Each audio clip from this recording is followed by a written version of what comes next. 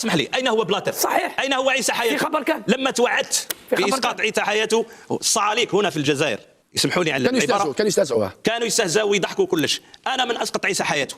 عاشتوا وتقولوا الجزائر ماشي مليحة، المغاربة وتقولوا الجزائر ماشي يا الجزائر دولة يا بقاوية. يا ودي صافي هسي القوة الإقليمية، انت سيدي اللي صيفطتي عيسى حياته وجبتي لهم موت سي بي ولقجع، غير هندينا برك. خلف عليك الله قوي الخير، الله يلحق الوالدين. الله يدوز هاد الحلقة بخير وصافي. يلا الإخوان عبطوا لينا على ديك اللايك، سي المونتاج طلق لينا الفراجة. تأكيد على تصعيد القتال لطرد الاحتلال المغربي، هذا ما جاءت به مخرجات الطبعة 11 للجامعة الصيفية لإطارات البوليزاريو. يلا الناس العيون والداخله وما جا وراهم، جمعوا ببالزكم القياطه العام سيدي راه بداو تصعيد اليوم.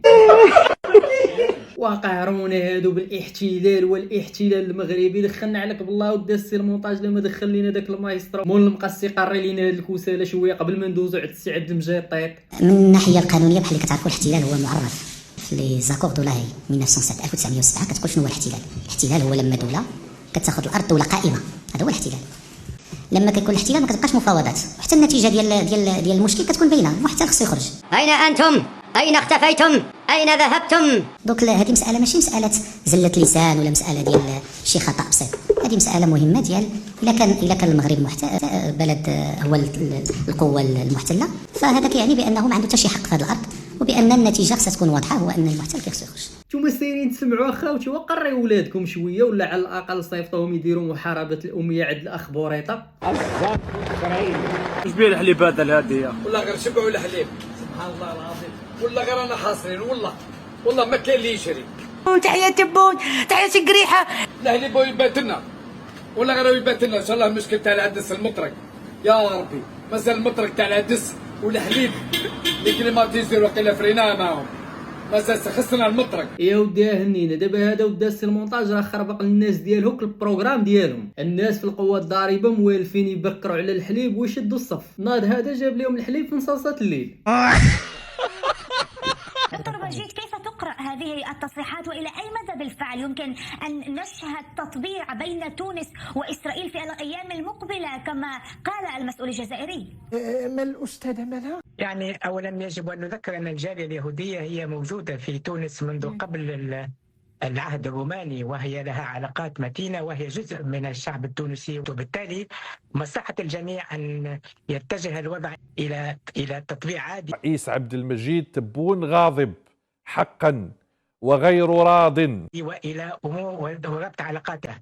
الآن إسرائيل هي شيء واقع وأمر واقع ودولة واقعة وشعب واقع، ويجب التعامل معه بهذا الوضع. الله اكبر، حنا راه ما قلنا والو ثاني اخوتي برك. حنا ودا السي المونتاج ما علينا غير نتسناو خونا عبد المجيد ومن معه اشنو غيديروا الا طبعات تونس السي عبد المجيد ولا محاصر. أكد وزير الخارجية الجزائري أحمد عطاف على ضرورة منح الأولوية للحل السياسي للأزمة في النيجر، مشيرا إلى أن الخيار العسكري الذي اقترحه قادة غرب أفريقيا كملاذ أخير لا يضمن نجاح تسوية الصراع في هذا البلد المجاور.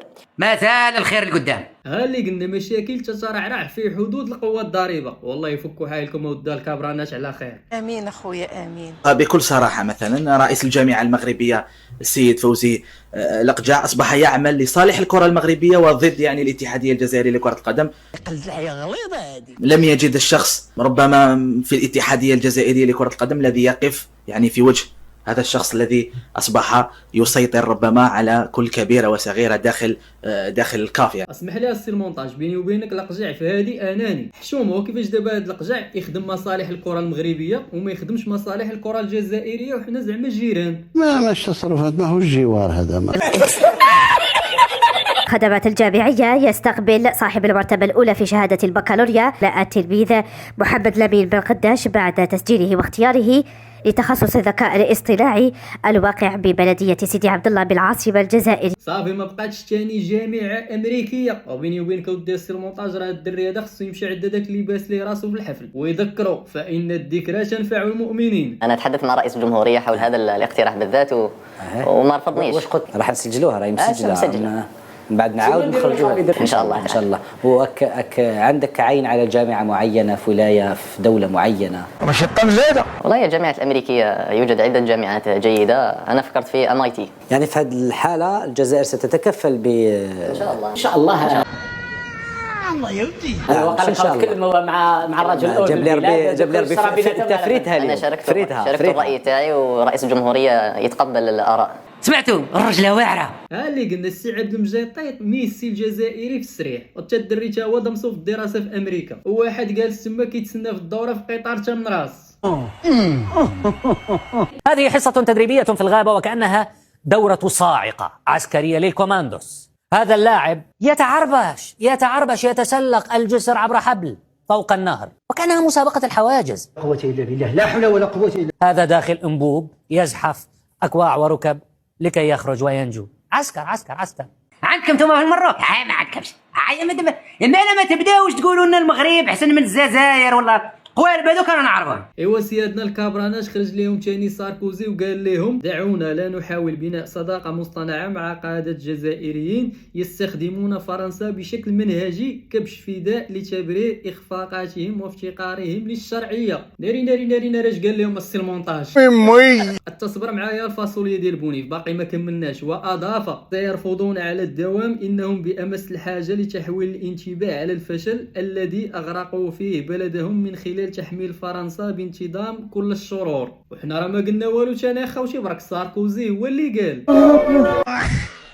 الليله ثاني بركه ودي السي المونتاج الفريق الاول غيبندرها لهم مناورات. فرنسا ما غيرقدوش هاد الليله، انا نعرفوا الفريق الاول نفسه هنا. كي على الجزائر نتايا ما تحشمش تجي تكلم الجزائر على العدس واللوبيا اللي من المفروض حاجه نفتخروا بها احنا الجزائريين. يشد روحكم مليح انه رئيس الجمهوريه اثبت بما لا يدع اي مجال للشك بانه يحارب في عصابات التي تعمل على رفع الاسعار وعلى المضاربه. واخا ودي السي الفاصوليه غير بالعقل، انت دابا كقوه جهويه واول بلد افريقي وثالث بلد عربي على ما قال عمك عبد المجيد. العالم كله افريقيا عربيا متوسطيا يعتبروا الجزائر قوه جهويه، ومقبلين على الدخول البريكس من الفوق، والعصابات نتاع الزيت والحليب والسكر والدقيق محيرين دوله على قدها ماشي حشومه. هذه راه حيره. رئيس القوة الضاربة والقوة الإقليمية، القوة الإقليمية تعجزها ندرة الكهرباء. هذا ضربة في مطعم لأسطورة الدولة الإقليمية أو القوة الضاربة. يعني ما عندهاش كهرباء، عيب، يعني تناقض رهيب. ودي راه ما بقاتش في الكهرباء في باري وما كاش، والمشكل حتى السكر زادوه. بالنسبه للسكر راه متواجد هنايا تاع بصح. جيت البارح شريت، كان عندي اغراض نشريهم شريت لقيت، وزدت اليوم راه كاين خير ربي. هذه الازمه مانيش عارف شكون راه يديرها، الا راهي ازمه تاع تجار باش يزيدوا كيما مداري، ولا لا فوت في الشعب ثاني يطلقوا الكذبه والشعب يامن ويطيحوا للحاجه يكملوها. بعض الناس كاين اللي مسكين ما يلقاش، صعب بزاف سي غراف. او كل خطره يديروا لنا قضيه، كل خطره يغنيه. الله يهديهم ان شاء الله. تبارك الله. وعلى سلامتكم اخوتي برك. اذا اودي السي المونتاج خونا عبد المجيد راه خدام ما عندنا ما نقولوا، والسيد وفر لهم السكر في اقل من 24 ساعه على الازمه. هذه نقطه تحسب له. سردين الذي كان يلقب في وقت مضى بسمك الفقراء تعرف اسعاره ارتفاعا كبيرا في السوق منذ اسابيع، حيث تجاوزت 1000 دينار للكيلوغرام. بكري كنا نشرو في اوت العام اللي فات سردين دار 200 27، خاصنا يدير بالكازي ويدير 900,000 ويسجاو يدير 800 و900 ومليون و1200. السرديله عباد الله بمليون في القوه الضريبه. وبيني وبينك اودي السي المونتاج خونا شنقريحه ماشي طولانطي مثلا. والفرصه جاتو حتى لبين يديه، كان عليه تا هو يسند اتفاقيه الصيد البحري مع جماعه القياطن اللي تسند تما في تندوف مع الاتحاد الاوروبي، ويجي نعم سيدي يصيد تا هو في المحيط الاطلسي الحوت غير مقلب تما. الجنيد الاجباري اللي هي فرع راسه منين يعود التطوع مات لا ماشي، وحنا في حرب تحريريه ولعدوا متعنت اللي يفرض علينا نقيسوا قبال ذاك اللي. شوف المنطقة العازلة الآن الذبانة ما تقدرش تدخلها، أنا أقولها لكم وهذه الحقيقة. ترى بان لي هاد السي ابراهيم واقيلا باقي كيسحاب ليه القضيه باقا كما كانت في ايام 76. داكشي ديال التجنيد وشنق عليا نشنق عليه. دابا السي بن بطوش راه وقت اخر اللي سخنات ليه الفرفارش بردوا الدرون. هذا هو نقطه مهمه واحده اخرى، لما قطر ديكلونشاو بلوكوز دي بي وكلش، الوحيد في العالم اللي بعد ما اعلن رسميا كذا اللي عمل بيان ب3 لغات. صحيت واو. وقالها بكل قوه وبكل صراحه امام العالم، مهما تهديدات مهما هو الاتحاد الدولي للمكافحة الرياضي، ولكن رئيسه مراد مزار. انا من قام بحمله عالميه بان تجرى كاس العالم في قطر. تبارك الله على كذا مهما يا ودي حنا راه تيقناك على نقدروا نكذبوك. السيد صابو جيب مونديال لقطر وما قادرش يجيب للسي عبد المجيد طيط تنظيم كاس افريقيا 2025. القجع والحقره حرام عليك. تدريجيا وصلنا الحمد لله ماشي إلى الأمن فقط، احنا أحسن من كل البلدان العربية، واش يكون في يوم ينوض يهضر يقول ليه تنعل الشيطان وقول اعوذ بالله من الشيطان الرجيم، هادشي اللي كتقول فيه راه ما كاينش. اللي تحرك يديه للحراج. حبيت نقول حاجه برك يا سيد احمد، علاه ما لناش لو دروا نطيحوا في تبون؟ ماكرون هنا جان ضربوا بكف، شفتها الفيديو يا اخي، جان عطاوه شهرين حبس، وانا علاه ما نقدرش نضرب شنقريحه بكف. يا ودي لا ضرب شي ماكرون بحال ضرب شي شنقريحه، راه محسوبين على عمله وحده، واصلا اللي جا عندك غير ضربه. اعوذ بالله من الشيطان الرجيم. عبد المجيد ودي السي المونطاج صابوه دافع الصهد على المواطنين تما، حد ما يزوروا كيشغل زعما النجوميه وداك الشيء. راك عارف السيد راه دار لقاء صحفي في البين سبور في واحد الوقت بدون زيت ولا يتباع بالبطاقه تاع الناخب. سبحان الله يا خويا، والله غنشوف بلاد ميكيه. ها معكم الشيخ، تفضل الشيخ. شومه كل معاه وقال لي يا خويا اللي عنده بطاقه الناخب نعطيو له بترول. جاب له شوف الانتخابيه ولا شنيان عطيته بطاقه الناخب. كاش عليه وعطاني بدون زيت. سبحان الله. انها صين افريقيا يا صادق. هذه هي الكونتر خطه اللي هضر عليها السي عبد المجيد. غتصوت على عمك عبد المجيد، ما بغيتيش سير سيدي قلي داك الحوش بالماء والسكر. مشروع محطه تحليه مياه البحر ببلديه بالريحان في ولايه الطارف من بين اهم المشاريع الاستراتيجيه التي تراهن عليها السلطات العليا في البلاد. يا ودي الله يهديك. محطه مياه تحليه البحر لولايه الطارف على مساحه 11 هكتار وبقدرة إنتاجية 300 ألف متر مكعب يوميا، وتشرف على الإنجاز الشركة الجزائرية للطاقة. اسمح لينا الشريف، احنا دابا راه ما غنتفاهموش. دابا السي عبد المجيد طيط دار معانا إنتاج 1,400,000,000 متر مكعب يوميا. هادشي علاش تفاهمنا النهار الأول، وأنت راك كنتي شاهد السي المونتاج، ماشي على 300,000 متر مكعب. الله يستر وصافي. عليكم. مهم انا باغي نهضر على هذه الظاهره تاع السكر وزيت مشاكل كل خطره، كل مره حاجه. انا بعد واحد لوكا تاعي ما نبقاش بعدا نتحرك ونبوجي، كل مره نروح يقول لك سكر ما كاش. هذه واحده. ربي يطلطف. ودروك انا الاشكال هذا تاع السكر ما على باليش، باسكو كل مره حاجه، مره زيت مره سكر مره ما على باليش، خاطر جايه قهوه ولا ما على باليش. كارثه عظمى ما يحدث في الجزائر. والله الا حيرونا ودي السي المونتاج، ما بقينا عارفين شكون نتيقوا في هاد الجيران. وهذا الشيء غير ذاك النهار خرج لهم عبد المجيد وقال لهم حنا راه ولا عندنا فائض وغنوليو اسيدي نصدروا السكر كاع. غير قال غادي نصدروا السكر ونديروا اكتفاء ذاتي، وقعت هذه. عم يقيسوه جيراننا عندهم ازمه نتاع لوبيا وعدس، لذا نطلب منك باسمي وباسم التوانسه اكل لوبيا والعدس اللي راكده في البرط الكل تبعثها لهم.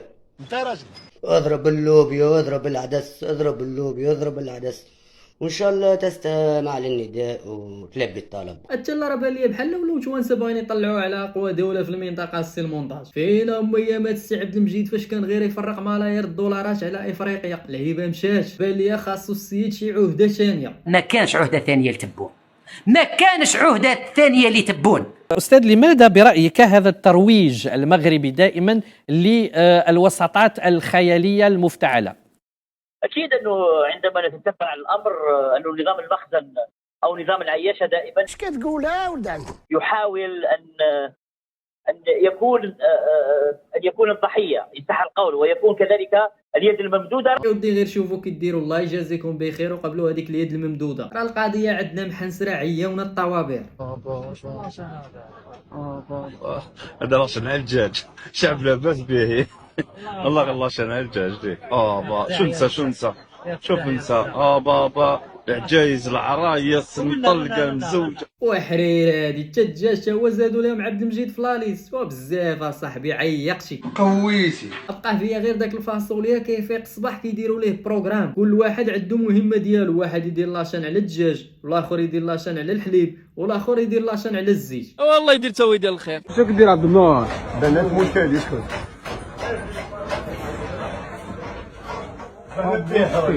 موشتا ايوا هذه هي الجزائر الجديده، كل نهار جديد عندهم يا جدك. تتكيس على الزمر كتلعب باقتصاد ديال دوله الصقع.